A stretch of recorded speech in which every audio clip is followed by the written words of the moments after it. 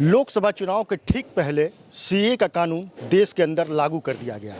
ऐसे में भारतीय जनता पार्टी को इस चुनाव में निश्चित तौर पे फ़ायदा पहुंचने वाला है। इसको लेकर के बीएचयू के छात्रों से आज हम लोग बात करेंगे कि सीए को लेकर के आखिर वो क्या सोचते हैं और आने वाले इलेक्शन में बीजेपी को इसका कितना फ़ायदा पहुंचने वाला है।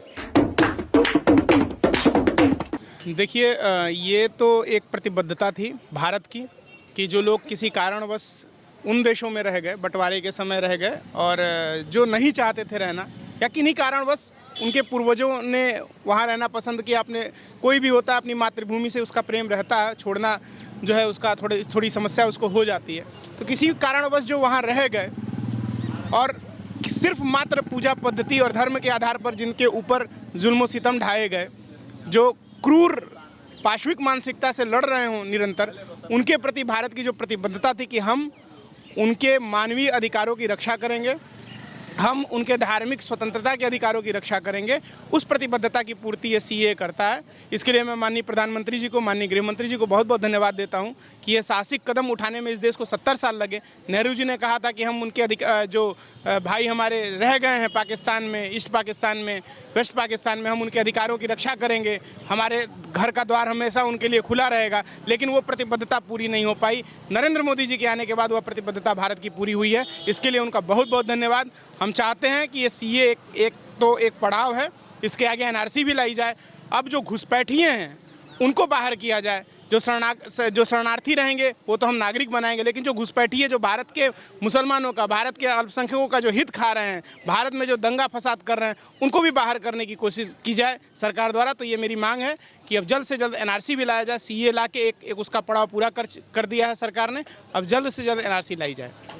विपक्ष की तरफ से ममता बनर्जी का कहना है कि हम इसको नहीं मानते हैं और जिस तरीके से आने वाला लोकसभा चुनाव उसको देखते हुए सरकार ने इसको लाया। अब बंदर क्या जाने अदरक का स्वाद, उनके हाथ में नागरिकता है ही नहीं। राज्य अपनी नागरिकता देते ही नहीं है। अब ज़बरदस्ती कहते हम नहीं मानते हैं। अब भाई मैं जो है यूएसए की नागरिकता नहीं लूँगा। भाई मैंने अप्लाई नहीं किया तो मैं कैसे लूँगा? मैं मना कर दे रहा हूँ। अरे भाई, जब मैं अप्लाई नहीं किया हूँ तो मना करने का क्या मतलब है? जब आपके हाथ में चीज़ है ही नहीं, आप वो कुछ कर ही नहीं सकते उस पर, तो आपके मानने और न मानने से क्या हो जाएगा? और रही बात लोकसभा चुनाव की, तो क्या दिक्कत है भाई? चुनाव तो यहाँ हर 6 महीने पे होते हैं, कोई ना कोई चुनाव होता है। मैं कह रहा हूँ कि अगर सरकार कोई साहसिक निर्णय लेती है तो उसका लाभ उसको चुनाव में मिलना चाहिए। यही तो लोकतंत्र है। तो क्या दिक्कत है अगर लोकसभा चुनाव के पहले ये नोटिफाई हुआ है? तो इसमें क्या दिक्कत है, क्या परेशानी है? सभी लोग लुभावने वादे करते हैं। ये तो नहीं ना करें कि घर घर टीवी पहुँचा देंगे। ये तो नहीं ना करें कि हाँ बुला के जो है बांग्लादेशी बांग्लादेशी आतंकवादियों को बुला के यहाँ पे नागरिकता दे के बम फोड़वाएंगे। वो तो कह रहे हैं कि भाई जो पीड़ित हैं, जो अपने यहाँ धर्म के आधार पे भेदभाव झेल रहे थे किसी कारणवश, वो आए हैं, उनको हम नागरिकता देंगे, उनको हम जो है यहाँ का नागरिक बनाएंगे। तो क्या दिक्कत है? सरकार तो भाई चुनाव तो लड़ने के लिए, भाई चुनाव तो लड़ना ही है उसको। जो भाई राजनीतिक दल है उनको तो चुनाव लड़ना ही है, तो उसका लाभ लेंगे। इसमें क्या समस्या क्या है भाई? लोकसभा चुनाव के पहले अच्छी बात है, पहले भी आता तो अच्छी बात है। हम तो कह रहे हैं थोड़ी देरी हुई है, इसको और पहले आना चाहिए। ठीक है, लोकसभा चुनाव के पहले आया तो इसमें कोई आपत्ति नहीं होनी चाहिए। और ममता बनर्जी को आपत्ति इसलिए है कि वो रोहिंग्याओं के और बांग्लादेशी जो घुसपैठी हैं उनकी सबसे बड़ी संरक्षिका हैं, तो उनको सबसे ज़्यादा दिक्कत हो रही है। कह रहे भाई हमारे मुसलमान बंधु जो वहाँ से आ रहे हैं उनका क्या होगा? उनको तो नागरिकता नहीं मिलेगी, जिनको घुसपैठ बुला कर अपना वोटर बना रही हैं, बनाने के चक्कर में। इनसे उन लोगों को नागरिकता मिलेगी जो वहाँ वंचित थे, जिनके मंदिर तोड़े जा रहे थे, जिनके बेटियों के साथ पाकिस्तान में जो है कि कब किस हिंदू की लड़की अगवा हो जाएगी कोई ये नहीं बता सकता। चलना रास्ते पे दूभर हो गया। पता चला कि अगवा कर लिया 6 साल की, 9 साल की लड़की, 12 साल की लड़की, 8 साल की लड़की, और उसकी जबरन जो है धर्मांतरण करा के शादी करा दी। तो उनके अधिकारों की रक्षा कौन बोलेगा? हिंदू जो इन जगहों पे हिंदू और सिख रह रहे हैं, पाकिस्तान में रह रहे हैं, बांग्लादेश में रह रहे हैं, अफगानिस्तान में रह रहे हैं, उनके अधिकारों के लिए कोई बोलने वाला नहीं। उनका तो सिर्फ भारत ही है ना, वो कहाँ जाएंगे? मुसलमानों के लिए तो 56 देश हैं, वो कहीं भी जा सकते हैं, लेकिन हिंदू कहाँ जाएंगे? ये प्रतिबद्धता है हमारी ना कि हम उनकी रक्षा करेंगे, तो उस प्रतिबद्धता की पूर्ति की गई है। ममता बनर्जी को परेशानी हो रही है, होनी भी चाहिए। मुझे लगता है कि ऐसे तत्वों को परेशानी हो तो ये अच्छी बात है। ममता बनर्जी परेशान रहें, अखिलेश यादव परेशान रहें, बहुत अच्छी बात है। ये बहुत प्रसन्नता की बात है कि वो परेशान हो रहे हैं। उनकी परेशानी भी इस देश में बहुत ज़्यादा उल्लास लाती है कि ये लोग जब परेशान रहते हैं तो देश खुश भी होता है। तो ये लोग परेशान रहें, ये हमारी कामना है। आगे भी जल्दी और ज़्यादा परेशानी की इनकी नौबत आए और ज़्यादा परेशान होने के मौके अमित शाह और नरेंद्र मोदी इनको उपलब्ध कराएं, हम ये मानते हैं। नहीं, ये स्वागत योग्य है और जैसा कि है कि इसको बहुत पहले आ जाना चाहिए था, क्योंकि अगर आप देखें कि इतिहास की दृष्टि से देखें, चूँकि मैं इतिहास का छात्र हूँ, तो 1000 साल तक कभी मुस्लिम शासकों का, कभी तुर्कों का रहा, कभी मुग़लों का रहा, उसके बाद फिर अंग्रेज़ों का शासन। जब इतने बाद इतनी संघर्ष किए लोगों ने, देश को ही अपनी माँ घोषित कर दिया, उसके बाद लोगों ने इतनी प्राणों की आहुति दी। केवल अहिंसा से तो जो देश है वो आज़ाद हुआ नहीं है, कई स्तर पर क्रांतियाँ हुई, कई स्तर पर संघर्ष हुए और उसका निष्कर्ष निकला आज़ाद हुए। तो जो देश भारत आज़ाद हुआ, केवल भारत तो आज़ाद हुआ नहीं, पाकिस्तान भी हुआ, बांग्लादेश भी हुआ, और जब आज़ाद हुआ तो आज हम तो कह सकते हैं कि हम लोगों को इतने हजारों सालों के संघर्ष, दमन, प्रताड़ना के बाद एक लोकतंत्र मिल गया, एक ऐसा मिल गया कि हम प्रसन्नता से अपनी ज़िंदगी जी सकते हैं। लेकिन वो सबके साथ नहीं हुआ। जो हिंदू बांग्लादेश में रह रहे हैं, जो सिख और हिंदू पंजाब पाकिस्तान में रह रहे हैं, क्या उनके साथ आप कह सकते हैं कि उनको वो स्वतंत्रता मिली है जो हमें मिली है? वो तो उनकी तो निरंतरता चल रही है उस प्रताड़ना की, जो 1000 साल पहले प्रताड़ना हो रही थी वो आज भी हो रही है। तो ये तो स्वागत योग्य है। ये तो कायदे से पुरानी सरकारों को बहुत पहले कर देना चाहिए था। तो जो आज हो रहा है और आज हो रहा है, तो ये तो बहुत प्रसन्नता की बात है कि इसको स्वागत किया जाना चाहिए। ना केवल केंद्र में बैठी सरकार को इसका लिए इसकी भूरी भूरी प्रसन्नता होनी चाहिए, बल्कि अपोजिशन को भी इसको बहुत प्रसन्नता के साथ इसकी स्वागत करना चाहिए। पूरे देश की बात है, क्योंकि राज्यसभा लोकसभा ने इसको वो किया, किसी एक आदमी ने तो पारित कर नहीं दिया है। व्यवस्थित जो लोकतंत्रात्मक तरीके से एक कानून पास हुआ, उसके बाद इतने व्यवस्थित 2016 से चली बात, 2019 में बिल हुआ, आज जाकर उसका एनेक्टमेंट हुआ है। उसको तो सबको मिलके इसकी तारीफ करनी चाहिए। और मैं तो कहता हूँ मुस्लिम भाइयों को सब पे आगे आना चाहिए कि भाई जो प्रताड़ना कहते हैं कि जिन्ना कहते थे कि हम शरीयत के हिसाब से पाकिस्तान चलाएंगे, तो उसमें जो लोग हिंदू हैं या बौद्ध हैं उनको प्रसन्नता के साथ, उनकी पूरी जिम्मेदारी के साथ उनकी सुरक्षा, उनके धर्म की सुरक्षा, उनकी रिवाजों की सुरक्षा होगी। लेकिन वो हुआ नहीं। तो आज भारत के मुसलमानों को इस चीज़ की स्वागत करना चाहिए कि भाई कम से कम जो चीज़ जिन्ना ने कहा वो पूरी नहीं हो पाई, तो आज कम से कम भारत की सरकार वो करने को प्रयास कर रही है। यही मेरा इस पर राय है। उसकी तो बहुत बहुत प्रसन्नता होनी चाहिए, जितनी कम है और जितनी कही जाए उतनी कम है इसके लिए। और जनसंख्या नियंत्रण बिल भी आना चाहिए।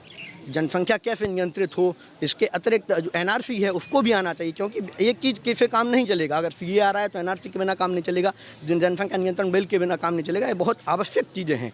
भाई यही मेरी राय है, इससे अधिक मैं कुछ नहीं कहना चाहूँगा। ये एक तरीके से देश को सुदृढ़ और कमज़ोर दोनों बनाया जा रहा है। सुदृढ़ इस तरीके से बनाया जा रहा है जो पाकिस्तान में, अफ़गानिस्तान में, मालदीव में या फिर कहीं भी जो हिंदू पॉपुलेशन है या फिर ईसाई पॉपुलेशन है और सिख पॉपुलेशन जो भारत से गई हुई है, डिवाइडेशन के बाद उधर रुक गई, उनके साथ प्रताड़ना हो रही है और वो भाग के इधर आते हैं, इस देश में आते हैं, उनको नागरिकता मिल जाएगी और उनके लिए एक शरण मिल जाएगा।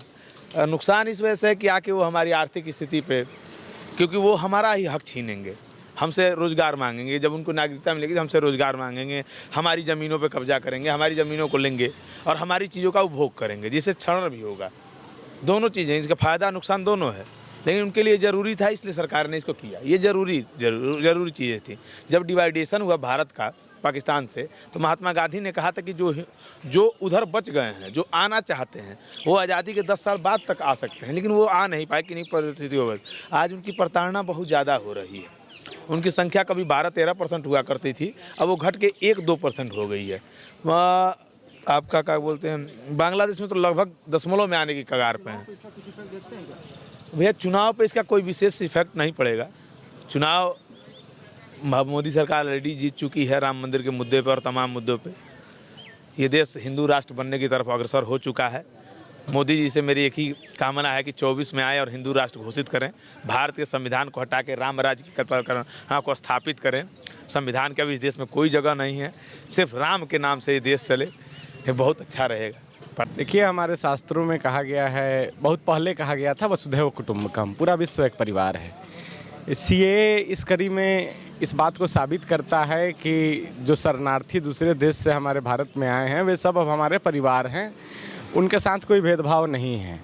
और लोकसभा चुनाव में अप्रत्याशित रूप से इसका फ़ायदा भारतीय जनता पार्टी को मिलेगी, क्योंकि लाखों की संख्या में शरणार्थी हैं जिनका कोई घर परिवार नहीं था, उसको भारत ने अपनाने का काम किया है। तो लोकसभा चुनाव मैं मतलब समझिए कि भारतीय जनता पार्टी प्रचंड बहुमत से जीतेगी और इस कानून का स्वागत पूरे देश को करना चाहिए। हम लोग भी स्वागत करें। और मुझे याद है कि जब सीएए की बात आई थी संसद भवन में तो लोग छाती पीट रहे थे कि मुझे इस देश से निकाल दिया जाएगा, उस देश से निकाल दिया जाएगा, लेकिन ये देश में और प्रदेश में गुड गवर्नेंस की सरकार ही है कि आज सीएए पूरे देश में इम्प्लीमेंट हो गया और कहीं से चू शब्द की आवाज़ नहीं आई। देखिए, सबसे पहले तो मैं इस कानून का स्वागत करता हूँ। यह एक बहुप्रतीक्षित कानून है और इस कानून की अच्छी बात यह है कि किसी की नागरिकता नहीं छीनी जा रही है, बल्कि जो विस्थापित हैं, जिनको भारत का नागरिक होना चाहिए, उन्हें नागरिकता दी जा रही है। एक प्रक्रिया कर दी गई है कि यदि आप यहाँ के नागरिक नहीं हैं तो इस प्रक्रिया से आप यहाँ की नागरिकता ले सकते हैं। सीए के नाम पे पिछले कई दिनों से जो हो हल्ला मचा, जो देश का माहौल ख़राब करने की कोशिश हुई, ये उन लोगों के लिए भी करारा जवाब है जो इस पे तमाम तरीके के आरोप लगा रहे थे कि सीए आ जाएगा तो फला हो जाएगा, इनकी नागरिकता छीन ली जाएगी, ये भारत में नहीं रह पाएंगे। एक तरीके का जो ऐसा माहौल बनाया जा रहा था तो माहौल भी अभी ख़त्म हो गया है। सामने लोकसभा चुनाव है, इसका क्या इफेक्ट देखते हैं? देखिए, बिल्कुल इसका तो सकारात्मक प्रभाव रहेगा, क्योंकि यह जो कानून है बहुत दिनों से इसकी आस लगाए बैठी थी जनता। विश्वविद्यालय के छात्रों से भी अभी आप बात करेंगे तो प्रत्येक छात्र इसका स्वागत करता ही मिलेगा।